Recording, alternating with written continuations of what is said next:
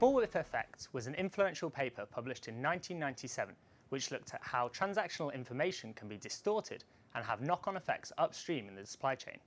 As such, today on LokadTV, we're delighted to welcome Stephen Disney, a professor of operations at the University of Exeter, who's going to explain to us why this effect can occur and what impact it can have on supply chain practitioners. So Stephen, thanks very much for joining us live from Exeter today. As always, we like to learn a little bit more about our guests, so perhaps you could just start off by just telling us a little bit about yourself. Yeah, my name's Stephen Disney. I'm a professor of operations management at Exeter University here in the UK. I'm actually interested in supply chain dynamics for my research area. So I spent about the last 25 years studying the Bullwhip Effect. This is a dynamic effect in supply chains. And I've been applying engineering techniques, computer simulation techniques, mathematical techniques to this problems whilst living in a business school and helping companies as well. So I find it fascinating, and thank you for letting me speak to it today. Sure, no problem. And Johannes, that idea of the Bullwhip effect is what we're going to be looking into in a little bit more detail today. So perhaps you could just start off by giving us maybe a bit of a brief overview. So my understanding of the Bullwhip effect is fundamentally something where a phenomenon where the fluctuation that you observe in a system, and here we're looking at supply chain as a system, the fluctuation observed in the system exceed the magnitude of the fluctuation that are feeding the input of the system, and typically that would be the demand, and so that would be a sort of phenomenon. And by the way, if you have something that can magnify the fluctuation of the input, you also have things that can actually diminish the sort of fluctuation, and that's typically so. What can amplify, there is a whole series of factors that have been identified, and what can typically diminish are things that can be sometimes exceedingly basic, just like inventory buffers, for example. Okay, so Stephen, what are these kind of factors that can influence on the so-called Bullwhip effect? What are they? Well, Howley's paper in 1997, they identified 4 key sources of the Bullwhip effect. One is called the demand signal processing. So it's about how we interpret demand, forecast it, and then generate replenishment orders. So there's the forecasting and replenishment algorithms there. The next one is batching. We might produce in a minimum order quantity or an economic order quantity. That introduces variability. Another effect is rationing and gaming. You might be short of products, so or your supplier might be short of products, so you might over-order in order to get the products that you actually need, and then you end up cancelling the orders when those products arrive. And the final one is price variations. So companies like to manipulate the demand for product, and that can cannibalize future demand for product. A 2-for-1 offer in the supermarket is classic. I buy twice as much toilet roll when it's on half price because it doesn't go out of date, and I've got plenty of storage space at home. But everyday low pricing can help solve that, or revenue management techniques as well. Yeah. The fundamental one, the one that is due to the structure of the system, the lead times, is the forecasting, the replenishment system, the lead times in the demand signal processing calls. Yeah, and Stephen's mentioned there that demand signal, which kind of manifests itself as forecasting, is the one that seems to get kind of the most attention out of those 4 factors. Do you think that's fair? Do you think that's the right way to go about things? I think it depends on verticals, and my own observation is that there are many verticals where what dominates, and yet you have this kind of, I would say, magnification of variation effect taking place, so the Bullwhip effect. But it's something that completely, the root cause are completely different and exceedingly simple. Essentially, for example, in retail for fresh food, what drive that are actually stockouts. Because what happens when you have a stockout is that you tend to synchronize the consumption patterns of your clients. And so what we have observed with many food retails, companies, is that you can observe large, I would say, fluctuation of demand. And it's just that you have population of clients who, when you have a stock out, well, people just delay a little bit, some of them, And so you end up with the expiration effect, that you end up with a lot of people who have pretty much, I would say, extensively, I would say, synchronized consumption pattern just driven by the stockouts. So stockouts themselves can actually drive a lot of those, I would say, large fluctuation by synchronizing the clients themselves. But the bottom line is that I believe that those sort of effects are indeed ubiquitous, but the way they are playing out really depends on the sort of industries that you're looking at. And the original paper, I believe, was extensively focusing on FMCGs. And what I'm saying is that it tends to happen in ways that are quite different if you're looking at companies that are not FMCG companies. Okay. Stephen, let's talk about kind of the main conclusions of this paper. I mean, it was something that was published now kind of over 20 years ago. So would you say, what were the main conclusions, and would you say they're kind of still relevant today? I think the conclusions are very relevant today. They mainly said that bullwhip was inevitable, especially from the demand signal processing cause. Positively correlated demand will always generate a bullwhip effect. And what I see in companies is typically at an individual product level, production or distribution will be twice as variable as demand, sometimes as much as 5 times as variable as demand. And this has a consequence on inventory as well, which may be 5 or 10 times more variable than demand. So I see a lot of companies suffering from this effect, and for the capital intensive companies at the bottom of supply chains, this is a big inefficiency. So the main conclusion is very relevant, especially in the age of a global supply chain, and we have become more global over time with longer lead times. Where I disagree is with the inevitable aspect of it. There are things that we can do. We can select more appropriate forecasting methods. We can tune the forecasting methods in the right way. And we can also make those replenishment decisions using ideas and theories from control engineering to help smooth and eliminate the bullwhip effect. We can use information, EPOS data in retail supply chains. That can help us. And we can also use techniques like vendor managed inventory, where your supplier has access to your inventory information and can use that in his decisions. So all of these things can help mitigate the bullwhip effect, and in some cases we can eliminate it completely. Janice, what are your kind of thoughts? Would you agree with that, this idea of inevitable? I think you'd probably agree that that's probably, it's not so final, and that there's ways and means in which you can kind of dampen the impact. My perspective is first that when we look at the forecasting angle, this perspective, which was late 20th century, is firmly anchored in the perspective of the point forecast. So it's a forecast that is essentially time series with one data point per period, per day, per week, per month. And you roll out the forecast forward with a skew model in mind, both in terms of time series perspective and in terms of inventory management. And but what Lokad has done for now a decade is basically to move toward a probabilistic forecast. Obviously, for all the areas where there is uncertainty, which are demand, but also lead times.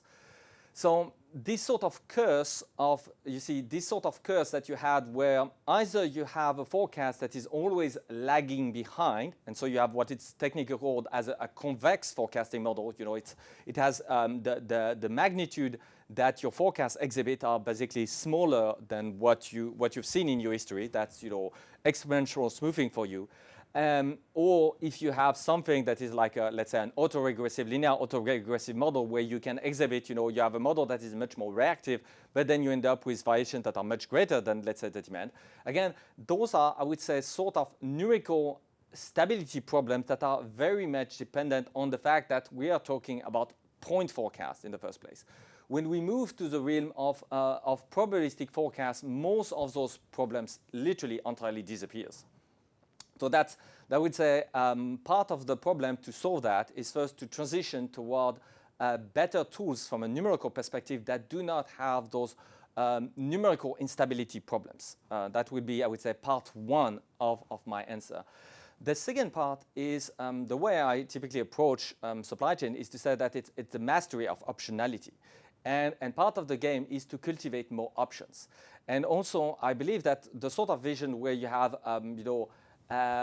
where you see demand as a monolith, where you see lead times as a monolith, is also, I believe, to some extent, a little bit dated.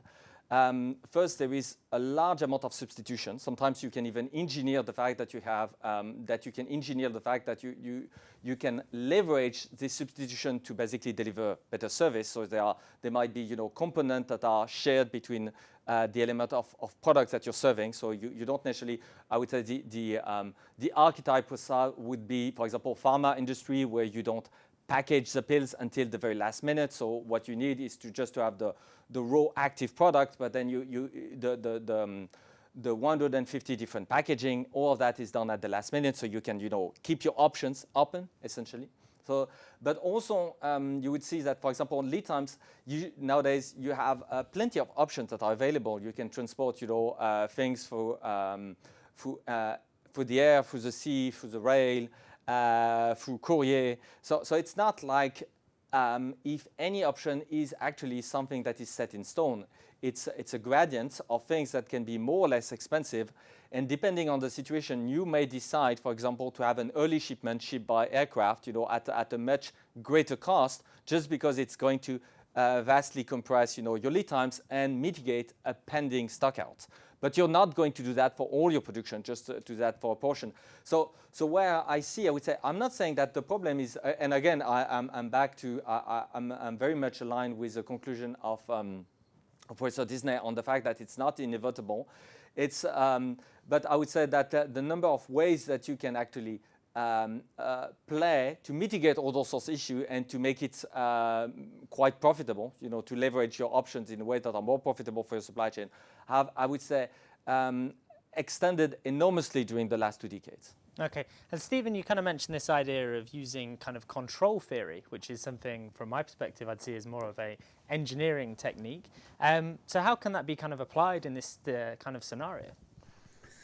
So, I mean, I have an analogy that I like to use. It's about taking a shower. So in a supply chain, we make a decision, and then after a period of time, we receive products either from our production system or from our supplier. So there's a delay between the cause, the decision, and the consequence, the products arriving. Well, in the shower, imagine we have, one of those old-fashioned showers that we had with our students. We had a hot tap and a cold tap. Well, the way I used to regulate the temperature was to turn on the hot tap all the way. After a while, the hot water comes through the shower and falls on my head. But then it's going to get too hot. So then I turn the cold tap, and I use the cold tap to regulate the temperature. So think about the temperature as matching supply with demand in the supply chain. If I turn the cold tap too quickly, it's going to get too cold. I turn it back too quickly, it's going to get too hot. We know in the shower, we should turn the tap slowly. We turn it a little bit. We wait for the water to come through the pipe, and we match the temperature to our desired temperature for the water falling on our head. Well, that's exactly the same in a supply chain. Demand might pick up. Maybe we've moved into some new markets, or products have become more favourable. And what we don't want to do is we don't want to chase all of the up straight away, because we will create these oscillations in the supply and the demand. We actually want to respond slowly to changes in demand. If we do so, and the demand was short-lived, demand might pick down, and we didn't chase it all the way up. We don't chase it all the way down. So we get this nice smooth pattern with production orders or replenishment orders flowing through the middle of the peaks and troughs in the demand. And the point in which you do this is in the replenishment algorithms. So the forecast is used in the replenishment algorithm in your ERP system. And typically for a high volume product, it will be a variant of something called the order up to policy. And it has two feedback loops in there, an inventory one and a work in progress one. So we have a target inventory, which is our safety stock, and our actual inventory could be below or above. And rather than trying to correct all of it in one decision, what we want to do is correct it slowly over time, to smooth out the variability being placed on production. And it's the same with WIP, the work in progress. If we have a long lead time, there will be a target amount of products in boats, in containers being shipped to us. And we have to account for that in exactly the same way as we do for the inventory. But it's a small change to an algorithm that can have a big impact on the dynamics of supply chains. Yeah. What are your thoughts on that kind of analogy, Janice? It seems quite obvious to kind of follow this idea of almost like a feedback controller. It sounds like it kind of works on the surface.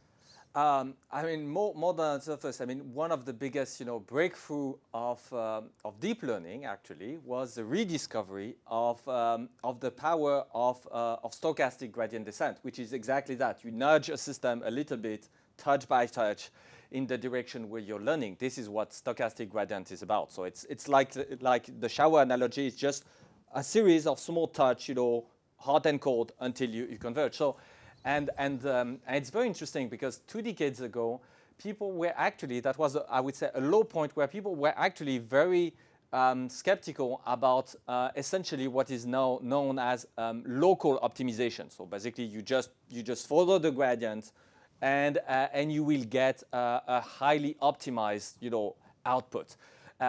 People were thinking, oh, if you do that, you're going to be stuck into sort of local minima, and so it doesn't work. The reality is that when you're playing very high-dimensional games, local minimas are not the problem. It's speed of convergence and nudging the system, with small movement, as it is done in the stochastic gradient descent, works very, very nicely. So that would be, a part of my reflection. And then there is another thing, which is when we are saying, of what we are trying to optimize, again, I would say it very much depends from the sort of verticals that you're looking at. Because, for example, let's consider hard luxury. Hard luxury, let's say you're producing your master watchmaker, and you produce very expensive watches. And let's say, the extreme would be women watches. So what you have is essentially a piece of jewelry which is made of precious metals, 100% recyclable. You can recycle 100% of the value. You have like precious metals, gemstones, and then you have a movement which is kind of standardized. So what are your constraints? I mean, you can, and literally, that if you don't have something to show, in the store, then people don't buy. So it is of your interest to produce really a lot, and it's a market, hard luxury, is very much driven by novelty. So you need to produce a lot. And what happens if you don't produce? Well, what you don't produce, you just bring back the expensive watches to a store, you dismount all the precious gemstones, you recycle the metal, and you put the movements into new watches. And then you send them back. And then you realize that maybe the assembly is something like 5% of the cost of a watch, and that it's 80% margin, gross margin. So you see, when you're in this sort of situation, you have very, very strong asymmetries at play. Obviously, it varies. It's not the same thing for, I would say, a highly pressured FMCG that really operates on super tight margin.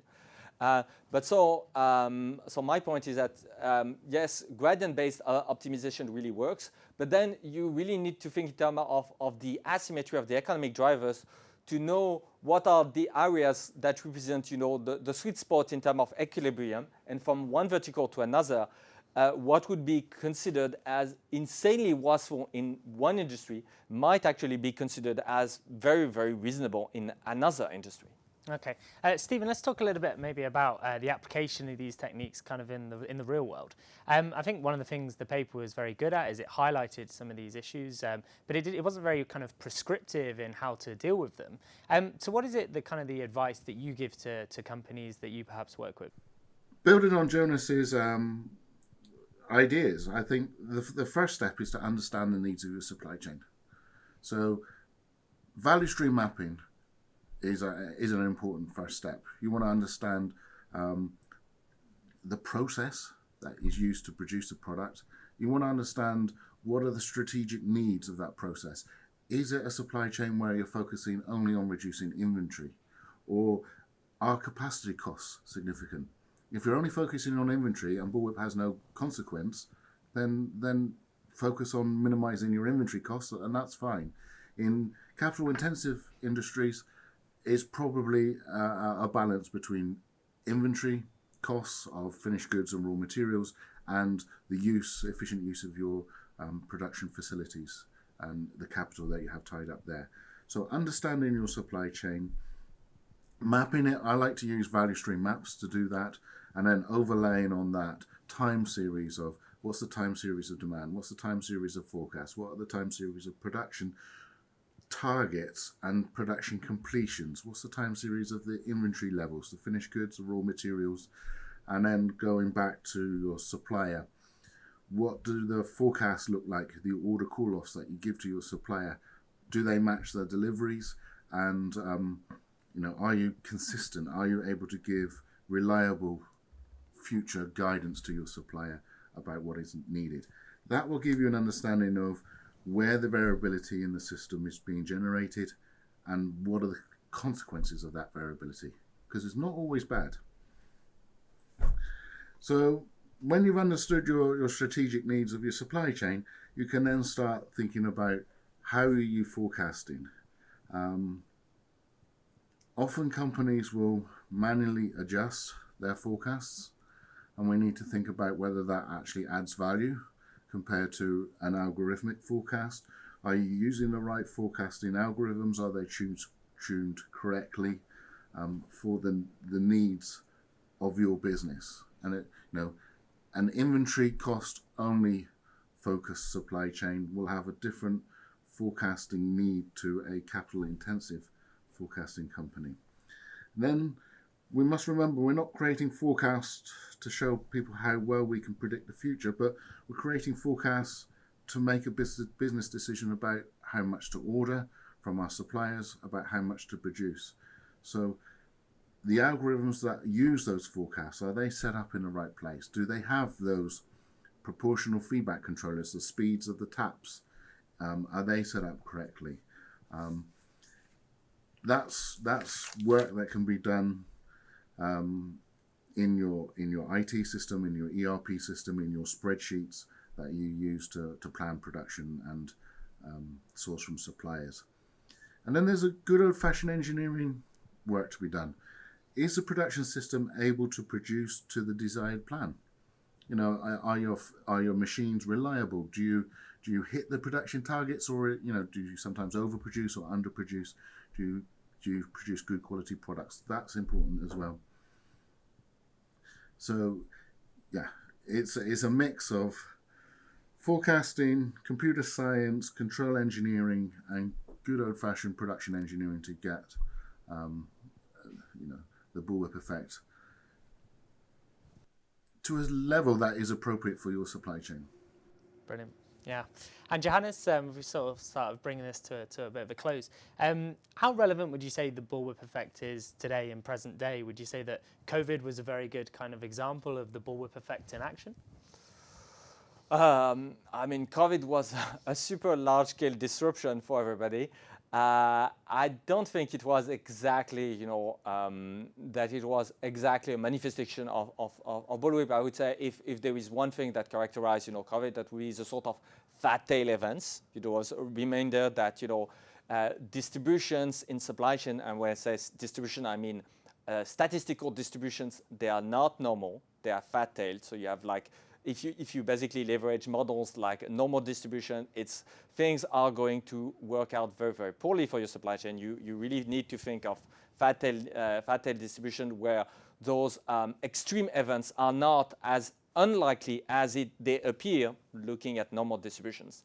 I suspect that due to I would say extra erraticity on the lead times, there will be all sorts of problems that are, I would say, ripples of this pandemic that will take the form of bullwhips. I think to some extent that's what we're seeing in Asia right now for essentially electronics. But it's not going to be dominant. I believe that if there is nowadays, I think what is very interesting is that if you take an approach where you look at all possible futures and then you look at all possible decisions and you cross the two, then you can have very granular response. That was not, I would say, that was the sort of things that were technically not really feasible 2 decades ago, where you really quantify how far are you willing to go into having, variation that exceed in your system, that exceed the variation that you see in the demand. Because obviously the thing is that usually in supply chains, things have nonlinear costs. So if you want to produce twice as much during the same time frame, it may not cost twice as much. It may cost it costs 5 times as much, just because it's people need to work overtime. Machines will have to run at a level where you will have to perform aggressive maintenance, etc., etc. And so the question is that really with nowadays, I don't think that you can, eliminate those problems, but you can largely, I would say, put them I would say, under control from a financial perspective, where you have much more control on what is the financial outcome for your company. Okay, and Stephen, we'll leave the kind of final word to you. I know you do a lot of kind of research in the field of kind of statistical techniques and applying them to kind of operations management. So what is it that you're researching at the minute, and what is it that you think's of interest over the next coming kind of years? Okay, so I mean, I spent a lot of time recently looking at dual sourcing supply chains. So these are supply chains where we source the majority of our product from a low-cost country. That might be a long way away, but we supplement that with a small local factory. The small local factory will have a shorter lead time. It might be more per unit to produce locally, but because we can satisfy most of the demand from the long lead time, low-cost supply chain, the unit cost on average is quite small, but the small factory can flex its volume very quickly to the variability in the demand. So we can keep our inventories under very tight control with the small factory, while satisfying most of the demand from the low-cost products from the distant factory. So looking at how we exploit that sort of ideas, I think is interesting. I think it's good from an environmental point of view, because the net distribution of products around the world is going to go down. I think it's an interesting way to bring back manufacturing into the expensive Western countries, and hopefully it will make our supply chains a bit more robust to those supply chain disruptions that we're going to get. But building on the last question, to me, the supply chain as a system, as a control system, it has a natural frequency. Just like a bridge will vibrate in the wind at a certain frequency, so will a supply chain. And we've just given it a big COVID kick. And the supply chain is going to oscillate at its natural frequency for a few years, and before that oscillation dies down. And we're going to see demand go up, and it's going to drop, and it's going to pick back up again. And the global supply chains with the long lead times will be where it takes longest to dissipate. The short lead time supply chains will recover a lot quicker. Okay, brilliant. Well, thank you, gentlemen, both for your time. So that's everything for this week. Thanks very much for tuning in, and we'll see you again in the next episode. Thanks for watching.